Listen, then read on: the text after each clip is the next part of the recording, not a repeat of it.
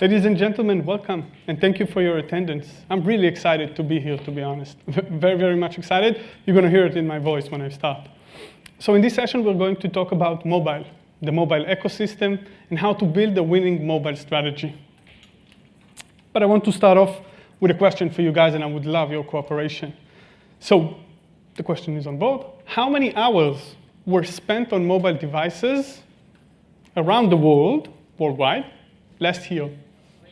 Any guesses? All of them. Any guesses? Throw numbers. I don't mind. That's OK. We're not judging. We're just here to throw numbers. That's OK if you don't. Okay. I promise I'll give the answer by the end of it. Trillion. Which metric? How much? Trillion hours. Trillion hours. No? OK. So the exact number, well, not the exact, but approximately the number was 3.8 trillion hours. Very close, by the way. Nice. I wouldn't guess it. So 3.8 trillion hours worldwide. That's how much time consumers spent on mobile devices. Yes, that's right, it's that high. And then we have this great sentence. People devote a third of waking time on mobile apps. Third. That equates to almost 5 hours per day on the mobile. Taking the device, 5 hours a day, I'm on that, doing this. That's how it works.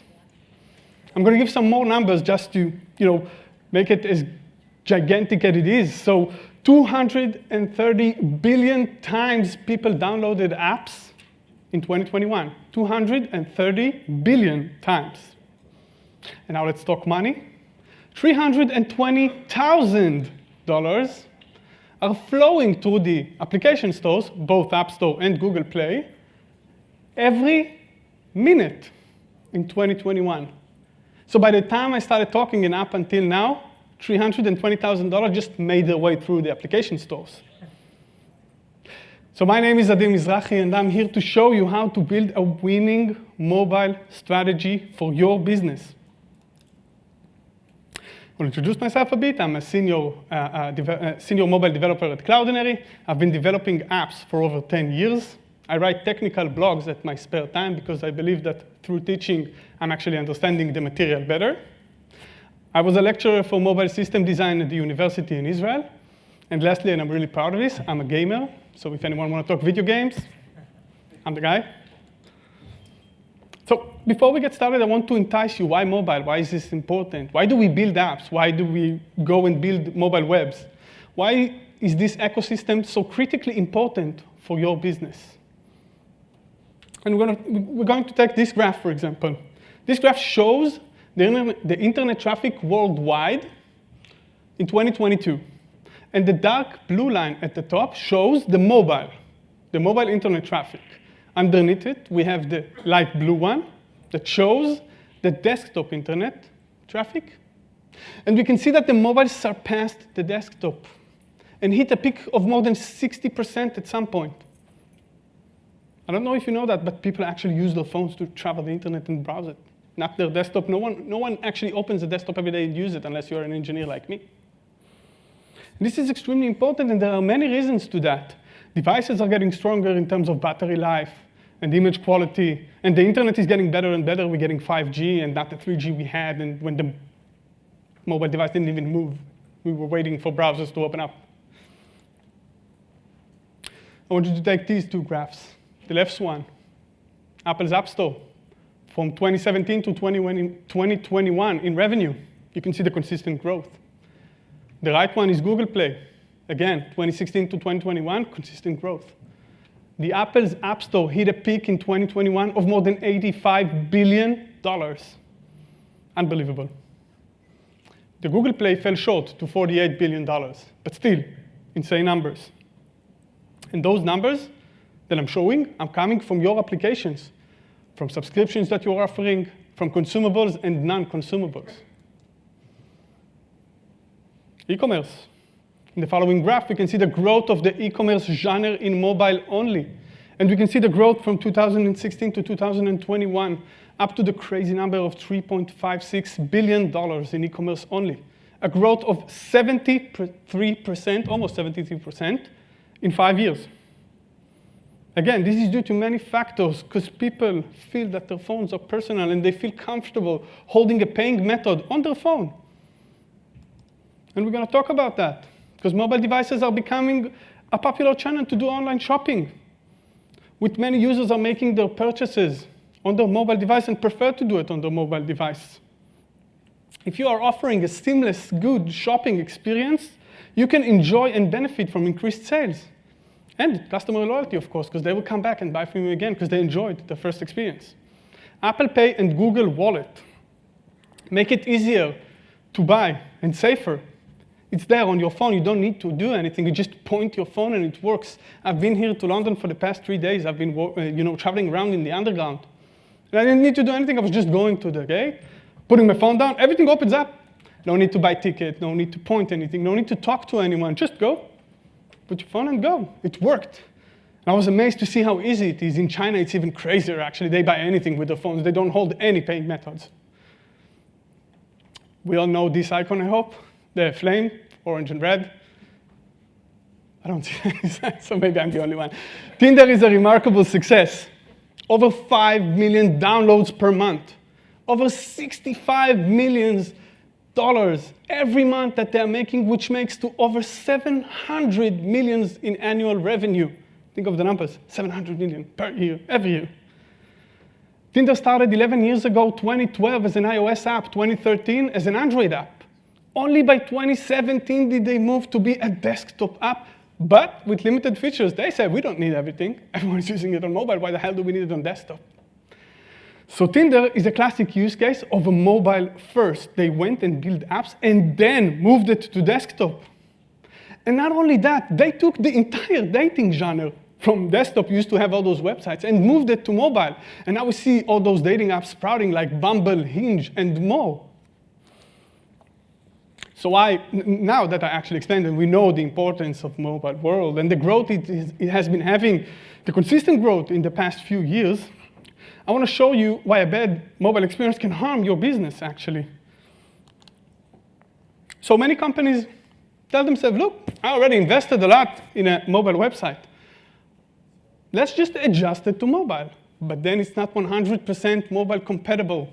And users will leave. Why they will leave? Because it's not fitting for them. It's not fast enough. It's not loading. It's not easy to use. I can't navigate it. And then I'm having a bad experience, which leads to a poor perception of your business. If you are offering a bad experience to users, they will leave. And they will not engage with you outside the mobile app. If your app is difficult to use and slow to load, people will most likely abandon their purchases, even if they put something to their cart. If I can't move to my cart and I can't finish that purchase, I will leave. I will not stay there. And this is part of the mobile user experience that you are offering. If your app is difficult to navigate or displays poorly on mobile devices, people are more likely to abandon it and look for alternatives. And not only that, this experience will also damage your brand reputation, and users are likely to move to competitors. And talking about competitors, if your competitors are offering a better mobile experience, users are more likely to choose their products and services over yours, leading to a competitive disadvantage. And this can lead to a loss in revenue as well, because people will go and buy your competitors' products. The competition in the mobile world is getting fierce, and more companies are moving their business to mobile platforms. If you consider yourself top at your business, top at your field, you must have a good mobile experience. And we all know this search engine, the most used worldwide. Yeah, Google said so. Google's search engine algorithm will actively penalize websites that are not considering mobile experience.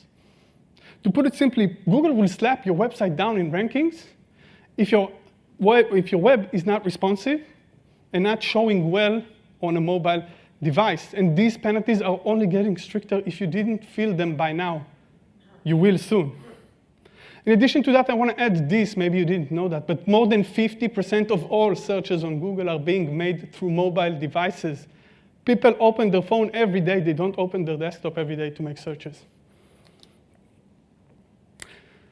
Now we're moving back a bit to native. So there's no real way to determine how Google or Apple make the rankings on the stores. They never publish this. But there are many factors that can contribute to this, like number of downloads, the ratings and reviews, the amount of time that users actually spend on your app, new features, consistent updates, and bug fixes. All of this and more will determine your ranking on the store. And there's one thing I want to add. An app with a score that is less than 4 will most likely not be downloaded. Why? Because low score rating on the store can indicate to potential users that your app might have issues or does not meet their expectations. And this is very important. Your score is super important on the store. So now that we talked about how bad experience can impact you, I want to show you how can you actually determine if the mobile experience that you're giving your users is any good.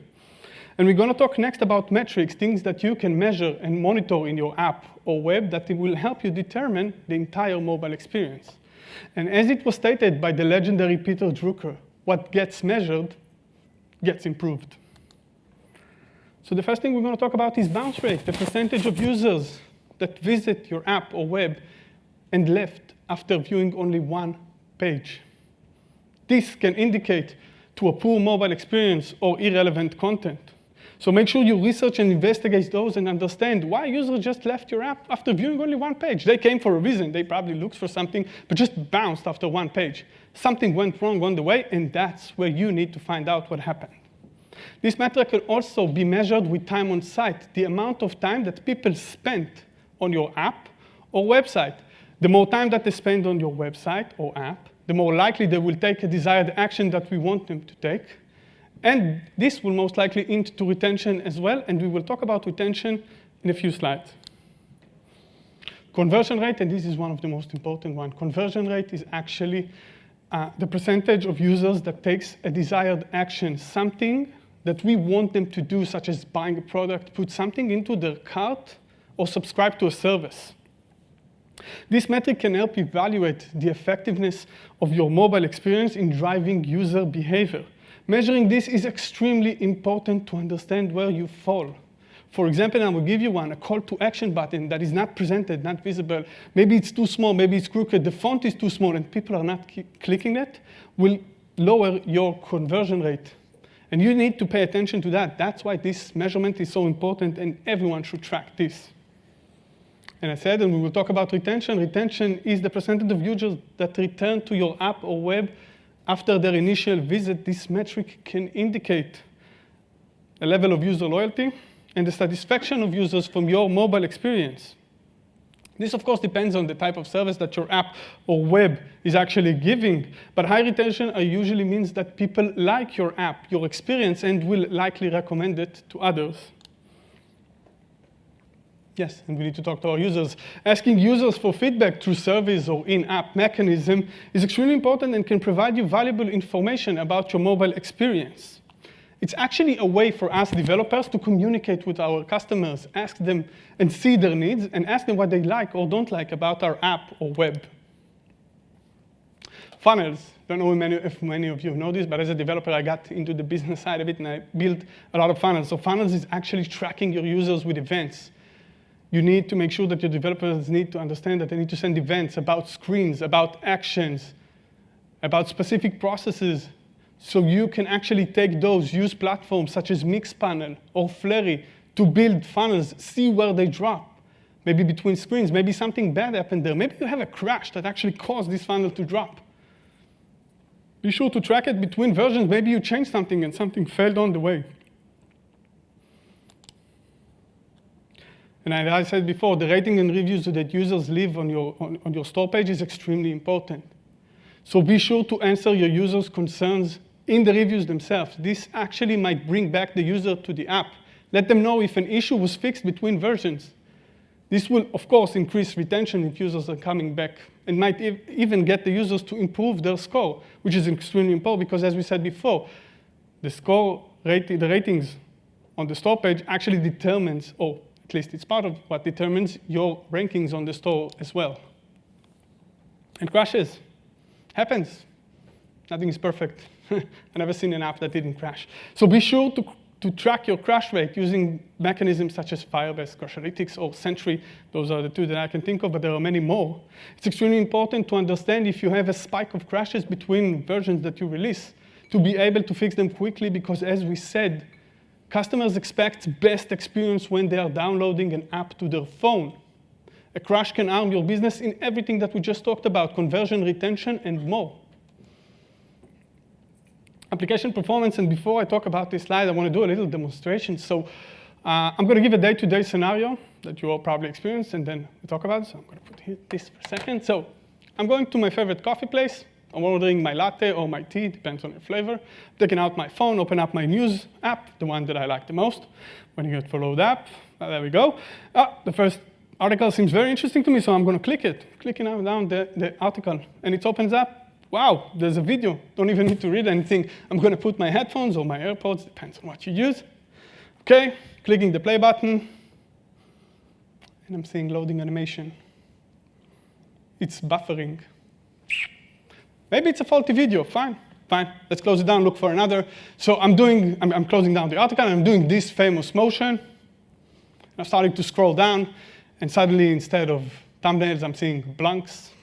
And I can't scroll down anymore, and no new content is coming.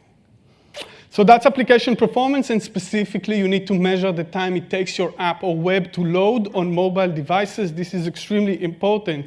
Slow loading times can lead to frustration of users and abandonment. They will leave if it takes too long. And this is no longer the 90s. Text-only apps won't do. An app needs to be rich in media, images, videos, animations. All of these need to be in your app. They need to be captivating. They need to deliver a great experience so a user wants to come back. And I want to give a small example. Loading a lot of media, actually, if you have a lot of images in your app, can be extremely challenging with a bad connection. But you, as the one who built the app, still need to play through that. And that's not easy. And I'm going to give a few more examples in the next slide, so why I talked about time to load and why it's so important. So 100 milliseconds, yes, 100 milliseconds in page load can result in 7% reduction in conversion. Again, by conversion, I mean that the user took something and put it into its cart or subscribed to a service. Take that, multiply it by 10, although it's not a linear connection, but still multiply it by 10, 1 second. 1 second of delay can lead to almost 70% reduction in conversion rate. Yes, this is according to a study by Akamai. One more, 1 second delay can cause 20% drop in traffic, which means that less users are coming. Impacts retention that we talked about, impacts engagement because less users are actually traveling through the app. 1 second delay can also lead to 11% decrease in page views. Page views, how many pages actually customers viewed in your app? The more pages they view, the more likely they will take a desired action that we want, such as buying a product or subscribing to a service.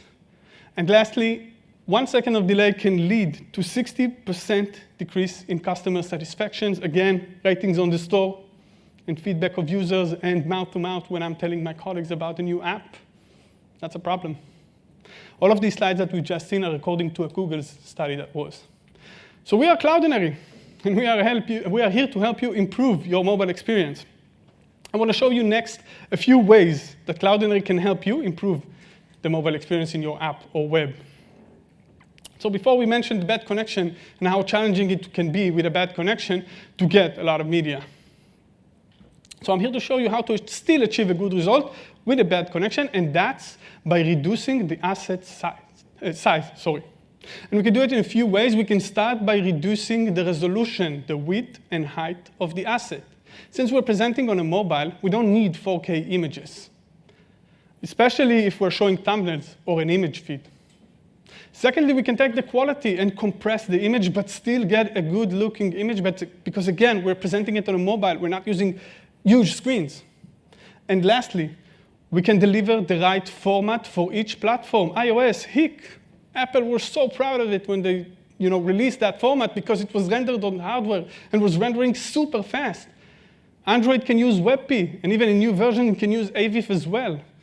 All of those things that I just mentioned, dimensions, format, and quality, will make for lighter assets. Assets that can be easier to receive, even with a bad connection.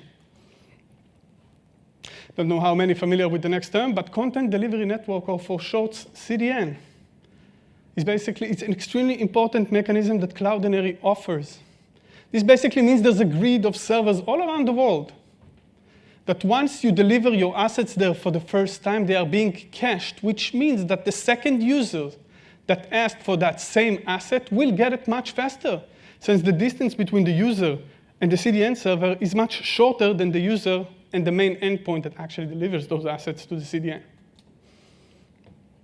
And as we mentioned before, some of you might already have a website which presents those assets that we want to present on mobile as well, but desktop design is very different for mobile. The size of the assets may vary, depends on the platform, and we need the same image, but in different sizes, and that's where Cloudinary comes in and can help you create optimized assets through URLs for each platform in terms of, as we said before, dimensions, quality, DPR, and more. Next, I want to give you a checklist of items, practical tools that you can do in your mobile app or web to help you improve your mobile experience. In the previous section, if you remember, we talked about measurements and things that you can do, and it's important to say it again. Measure. Measure what you can. Measure where your app or web fails. Measure where you fall. Measure where you lose your users. Measure conversion rate. How many times people downloaded your app? How many opened it for the first time? How many took a desired process that you wanted? Measure because it's really important, and measure retention that we already mentioned and things like that, and make sure you understand where you fall in terms of funnels that we talked about. Build those and understand where it goes down. Where can I improve? What can I improve? Maybe it's the design, and we will talk about that in a second. Define your goals and be sure to be consistent about them. Give them time. Don't rush to conclusions. You'll be surprised how time can change what you think. And since we can't measure everything at once, be sure to define yourself real goals like, I want to improve conversion rate by 10%. I already have 15% retention rate after a week. I want to improve that and put it to 20%. Now ask yourself, how can I achieve it? What measurements am I missing, and if I at all? Maybe I know everything I need to know. I just need to improve stuff now. Know your audience. Understand your target audience and their mobile preferences and needs. This can help you tailor a mobile experience for their expectations and requirements. For example, if you're building an app for the elder people, make sure to give them what they need. A large font, for example, would be a good start. And if you're developing a game for kids, for example, make sure that the content really fit kids. And I'm not talking about the game. I'm talking about everything around it, the ads, the fonts, the words, the phrasing, all of these. Make sure that they fit your target audience. And of course, choose your platform, because who doesn't? Decide which platforms you're going to target, iOS, Android, or both maybe. Consider the features and capabilities of each platform, as well as the demographics of your target audience. Check which OS is dominant in the countries you are aiming for. We also showed before that the iOS store makes more money. That's also a factor to consider. And lastly, I encourage you to consider using cross-platform frameworks. They are pretty new, but think about it. We are building one code base for both apps. I'm talking about frameworks such as Flutter and React Native, Ionic. Think about that. That will lower development costs as well. And it is a good way to deliver the same app for both platforms quickly. We don't need developers for both. We can have one. Consider the following graph when you're thinking if I should build a native app or should I just stay with my mobile web, which I already have. This graph shows from 2019 to 2022 how much time people spend in native apps in red and mobile web in black. And we can see that users prefer to spend more time in native apps than in mobile webs. And as we said before, the more time people spend in your app or web, the more likely they will take a desired action. Performance was something we mentioned before, and this is extremely important. Prioritize the performance. Include techniques such as caching, code optimization, content delivery network, which is CDN. And as we mentioned, Cloudinary can help you with that. Make sure that your experience is responsive and that your mobile experience is good, because this can help you with slower networks, as we showed the example before, and even on older devices. A good performance can help everything we mentioned before, conversion, retention, and more. Because as we said, when people download an app or use a mobile web, they expect the best experience. When someone is downloading a native app, he expects it to be tailored for his phone. It should be perfect. Okay, bear with me here because this is really important. Create a mobile-first design. I know this sounds crazy, and many people told me, like, this is crazy. No. Because companies today still insist on creating a desktop-first design, but that's not the way to go anymore. Welcome to the mobile-first world. It's worth mentioning that we're about to enter a whole new world of responsiveness with foldable and expandable devices. So think about that if you have a mobile web, how responsive it should be when the device would actually be able to fold. And another thing that I want to encourage you to do is encourage your users to do mobile-related actions, such as sharing on social networks, because this will create exposure for your brand. Continuously test and optimize your mobile experience. Test things such as the purchase screen, the images, the fonts, the phrasing, whatever you say there. Make sure to A/B test where you are seeing that you are not doing well. You will be surprised how different design can increase engagement, and it does. I used to do that a lot when I was working on my iOS app back in the days.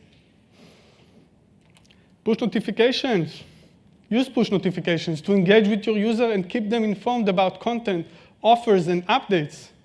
Use segmentation and personalizations to deliver relevant notifications and drive engagement with push notifications. To be precise, push notification is an art. You need to find the right timing, and it's critical to find the right timing to send push notifications.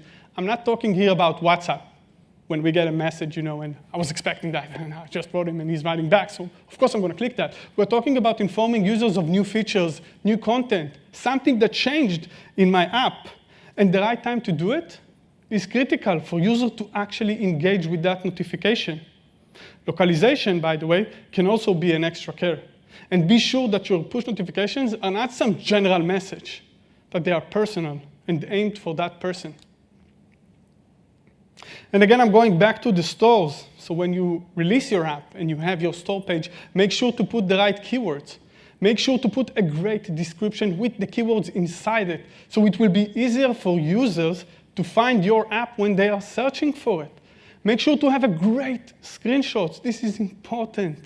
And not only that, if you're listening to the App Store, make sure that you have an app preview, which is a video, because people today prefer video over static images. And if you have a tablet experience, make sure you have screenshots for those as well that really show the benefits of a tablet and the experience on a tablet. Localization. You should always be aiming to increase the audience and the people that come to your app. Be sure to translate your application and store page, not only the application, but the store page. This is really important, because not everyone is native English speakers. And be sure to translate to the countries you are aiming to get more people from. Check where your current users are coming from and give them translation to their language, because this can increase engagement and retention. I like that image. Can anyone spot the arrow, by the way? Yep, arrow is spelled wrong, that's right. So it's not always a sunny day, and unexpected things can and will happen in your app. Be sure to communicate that with your users. If a user suddenly steps into a zone with no internet, make sure to tell him why that image won't load or this page will not open. And don't just throw general messages. Let them know specifically what happened. So this was a list of practical tools that you can take with you and implement in your application or web to improve your mobile experience. What we're going to do next is a small wrap-up. We talked about the market is mobile. We showed the consistent growth and why users actually prefer to use their phones for everything. We're talking from purchasing stuff to actually just browsing for social media. Everything is on the phone today. We gave a list of things that can harm your business if you're not performing them well, and one of the best was performance is critical. Make sure you have a great mobile performance. This is extremely important. And if you're not doing it well, people will run off.